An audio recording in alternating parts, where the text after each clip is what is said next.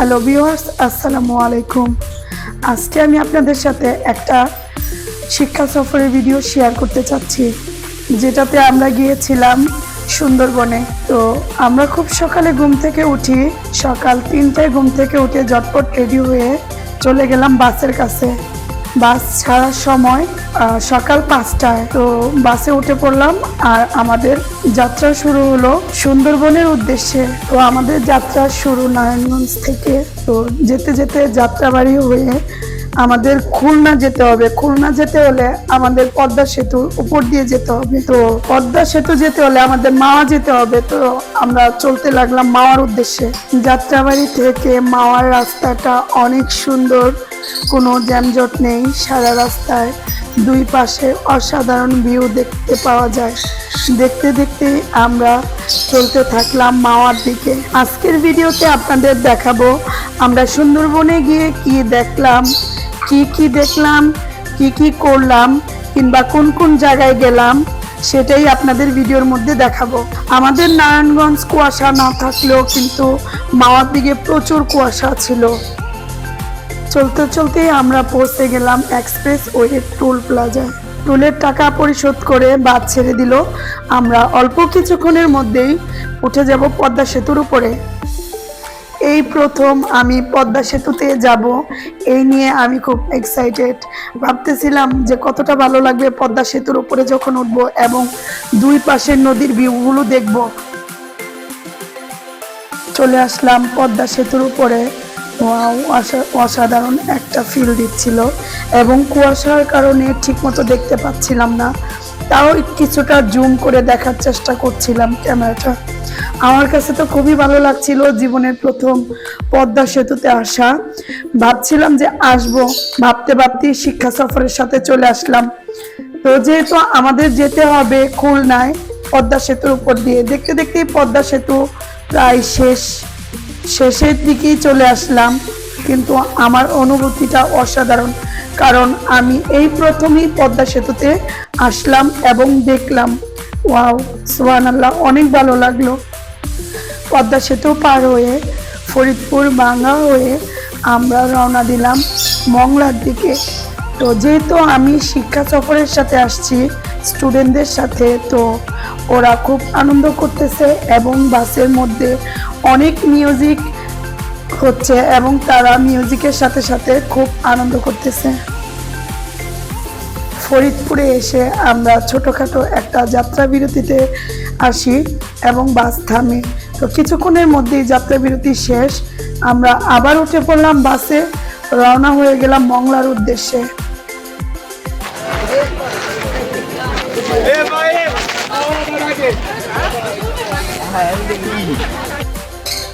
দেখতে দেখতে আমরা চলে আসলাম মংলা বন্দর।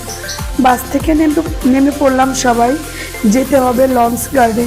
তো চলে আসলাম সবাই লঞ্চের দিকে। যদিও আমাদের লঞ্চের কোনোই প্রয়োজন নাই, আমরা নিব ট্রলার। তো আমরা উঠে পড়বো ট্রলারে। ট্রলার নিয়ে চলে যাব নদীর ওই পার যে আবার আমরা দোতলা একটা ট্রলার নিব। ট্রলার নিয়ে আমাদের গন্তব্য শুরু করব।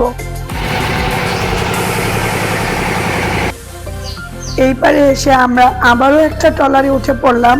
এখান থেকে করমজল যেতে আমাদের আধা ঘন্টা সময় লাগবে। এতক্ষণ আমরা এই ট্রলারেই থাকবো।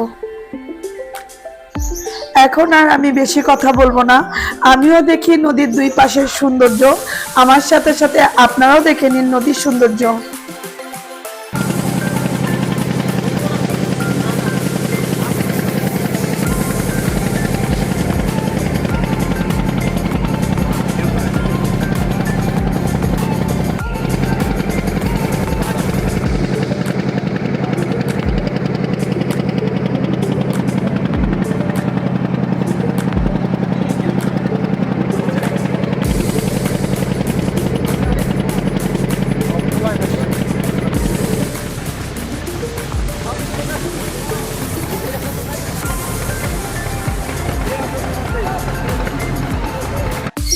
আমরা সৌন্দর্য উপভোগ করতে করতে চলে আসলাম করমজলে।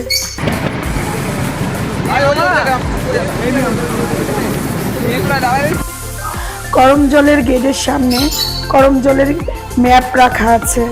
এবং কিছু কুমিরের ডিমও রাখা আছে। আমরা এগুলি দেখে ভিতরে প্রবেশ করলাম।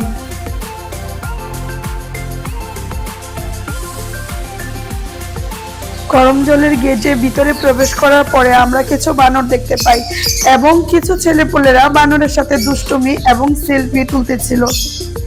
এই ছেলেপুলেদের দুষ্টুমি দেখে বানরও বিরক্ত হয়ে ছেলেপুলেদের উপরে আক্রমণ করে বসলো এবং তাদেরকে দৌড়নি দিয়ে দিল। বানর দেখে কিছুটা সামনে এগোতেই দেখা গেল একটা বড় মাঠের মধ্যে ব্যারিকেড দেওয়া 7-8টা হরিণ। তো চাইলে আপনারা সেখান থেকে পাতা কপি কিনে হরিণকে খাওয়াতেও পারেন। যদিও এর আগেও আমি অনেকবার হরিণ দেখেছিলাম চিড়িয়াখানায়, কিন্তু এতটা কাছের থেকে হরিণ দেখা এবং হরিণকে খাওয়ানো ছোঁয়া এটা কখনো হয়নি। তো হরিণকে ধরতে পেরে আমার তো অসাধারণ লেগেছে, মনে হচ্ছিল একটা বাচ্চা হরিণ কুলে রাখি। হরিণকে আদর করে কিছুটা সামনে এগোতেই দেখি একটা বড় খাঁচার মধ্যে কয়েকটা কুমির রাখা আছে। তো কুমির এর আগে আমি দেখেছি, সেটাও চিড়িয়াখানায়, তবে এবারও দেখলাম সুন্দরবনে এসে। বনের ভিতরে ঢোকার জন্য টুরিস্টদের জন্য যে রাস্তাটা বানানো হয়েছে, এই রাস্তাটা দিয়ে সামান্য সামনে গেলেই সেই রাস্তাটা। তো সবাই যেদিকে যাচ্ছে আমরাও সেদিকেই যাচ্ছি। এই রাস্তা দিয়ে কতক্ষণ যাওয়ার পরে প্রবেশ করলাম বনের ভিতরে। বনের ভিতরে যে রাস্তাটা কিছুটা উঁচা এবং একটা সরু ব্রিজের মতো, এবং দুই পাশে যতদূর দেখা যাচ্ছে সুন্দরী এবং বিভিন্ন রকমের গাছ দিয়ে ভরা, অনেক সুন্দর সুন্দর গাছ, দেখতে অসাধারণ লাগছে। কিছু দূর এগোতেই একটা ঝুলন্ত সেতুর মতো দেখা গিয়েছে। বনের মাঝখান দিয়ে একটা ছোট একটা খালের মতো গিয়েছে। তো ওই ঝুলন্ত ব্রিজের উপর দাঁড়িয়ে আমরা কিছু ছবি টবি তুললাম এবং সৌন্দর্য উপভোগ করলাম। তো আমরাও বনের দুই পাশের সৌন্দর্য দেখতে থাকি এবং গাছের সাথে ছবি তুলতে থাকি।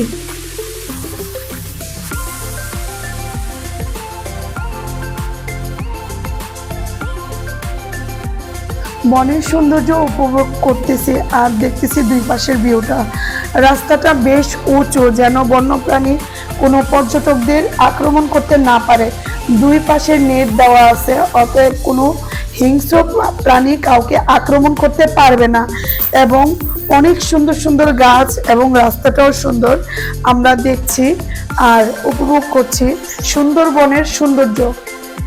মাঝে মাঝে কয়েকটা বন্যপ্রাণী দেখা যায় যেটা খুব তাড়াতাড়ি লুকিয়ে যায় মানুষ দেখে। তো এগুলি ভিডিও করা পসিবল না, যেহেতু তারা খুব তাড়াতাড়ি লুকিয়ে যায়। তো হরিণ দেখা যাচ্ছিল, সজারু দেখা যাচ্ছিল, এরকম বিভিন্ন রকমের বন্যপ্রাণী দেখা যাচ্ছিল। এই রাস্তা দিয়ে গেলে সারাদিনই যাওয়া যায় গহীন বনের দিকে, কিন্তু আমরা যেহেতু একদিনের ট্যুরে গিয়েছিলাম পিকনিকের সাথে, সেহেতু আমরা কিছুটা ভিতরে গিয়ে আবার চলে আসলাম লঞ্চ ঘাটে, উঠে পড়লাম লঞ্চে। আজকের ভিডিও এখানে সমাপ্ত হলেও আরেকটা ভিডিও আছে আপনাদেরকে, সুন্দরবনের আর কোন কোন জায়গা আছে সেগুলো দেখাবো এবং কি কি দেখলাম আমরা সেগুলো আপনাদের দেখাবো। তো আজ আমি বিদায় নিচ্ছি এখানে। আমি মেহেজাবিন মায়া। আপনারা সকলেই ভালো থাকবেন, সুস্থ থাকবেন, আমাদের জন্য দোয়া রাখবেন। আসসালামু আলাইকুম ওয়া রাহমাতুল্লাহি ওয়া বারাকাতুহু।